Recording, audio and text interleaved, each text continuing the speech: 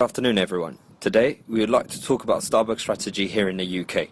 Selling coffee is pretty simple, hence why there are so many direct competitors such as Costa and Caffè Nero, and indirect competitors such as local pubs and bars in the UK coffee industry.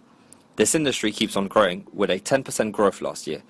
However, Starbucks has set itself the goal of becoming the premier purveyor of the finest coffee in the world while maintaining their uncompromising principles, which are to create a culture of warmth where everyone is welcome and where clients can always discover new products and experiences.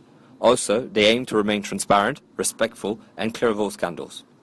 Nevertheless, in order to achieve this goal, the company faces three main challenges. First of which is to make the most of data analysis to achieve a better understanding of the diversity of customers in order to attract clients from competitors and retain them. Today, Starbucks is the lowest ranked in terms of customer preference, despite the development of applications aiming to improve demand forecasting and improving their in-store service. Their goal is that in a few years' time, customers would come to Starbucks on a regular basis and baristas would offer them the best combination of drinks and snacks that they are most likely to order. Next, Starbucks has to solve the following issue: how to maintain a high-quality coffee at a reasonable price despite the increasing impact of raw materials and regulations on Starbucks costs. As of today, Starbucks remains the most expensive coffee shop on the market. Natural disaster, drought, and a spike in general consumption have considerably increased prices. In addition, Brexit, as well as the long-term consequences of tax scandals, could also reverberate on costs. Their aim is to stabilize this price increase in order to offer similar prices compared to its competitors while maintaining the high standard quality and their offer of better customer service. Their third challenge would be to develop its sustainable image through customer experience and products in order to strengthen the uniqueness of the brand. Starbucks promotes sustainability through groundbreaking cafe practices since 2004, the development of green stores, and the reduction of its environmental footprint.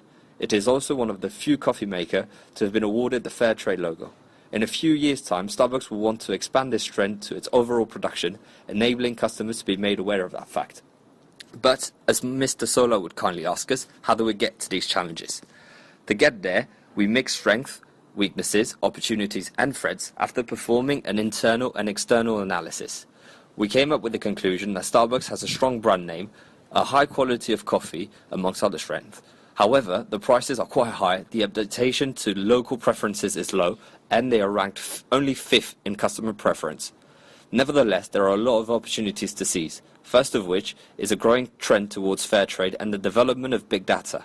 However, Starbucks faces significant threats such as operating in a strongly competitive industry or dealing with the consequences of numerous scandals. The political factor of Brexit should also be taken into account since it is difficult to predict what will happen. Thank you very much for paying attention. Created using Powtoon.